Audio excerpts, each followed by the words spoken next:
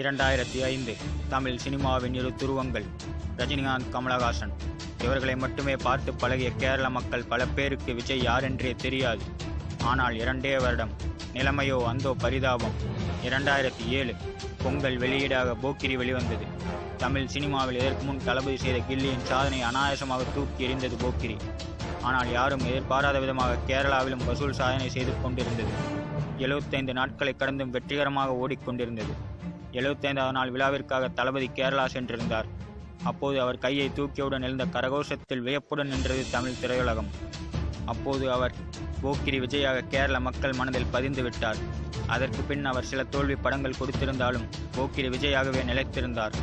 ஆனால் 50வது பட தோல்விக்கு பிறகு அந்த போக்கிரி விஜய் கேரள மக்கள் மனதை விட்டு நீங்கிக் கொண்டிருந்தார். ஆனால் மீண்டும் 2 வருடம் 2012 தீபாவளி வெளியீடாக துப்பாக்கி வெளிவந்தது.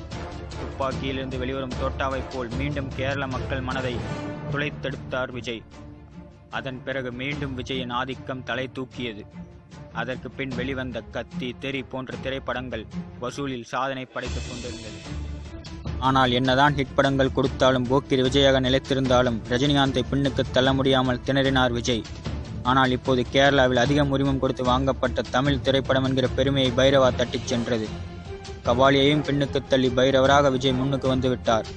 மீண்டும் கேரளாவில் விஜய்தான் மாஸ் என்று ஆணித்தரமாக நிரூபித்து விட்டார். இதற்கு எடுத்துக்காட்டாக இப்போது அச்சம் என்பது மடமேடா படத்தில் நடித்த மஞ்சிமா மோகனே சொல்லிவிட்டார், நான் கேரளா விஜய் ஃபேன்ஸ் கிளப்பில் ஒரு மெம்பர் தான் என்று. இங்கே இருக்கும் சில தமிழ் நடிகர்களுக்கு கேரளாவில் ஃபேன்ஸ் இருக்கிறதா என்றே சந்தேகப்படும் நிலையில் கேரளாவில் சில நடிகைகளே ஃபேன்ஸ் கிளப் மெம்பராக இருப்பது விஜய்க்கு மட்டுமே நடக்கும் அசாத்தியமான ஒன்று. இப்போது பைரவர் விஜய் செய்த சாதனையை பின்னுக்கு தள்ள இருவரால் மட்டுமே முடியும். ஒன்று ரஜினிகாந்த், இன்னொன்று மீண்டும் விஜய்.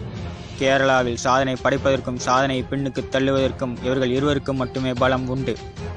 இந்த வீடியோ பிடித்திருந்தால் லைக் செய்யவும், தளபதி ரசிகர்களுக்கு ஷேர் செய்யவும். Hi, my name is Manjima. Of course, I am part of that Kerala Vijay fans.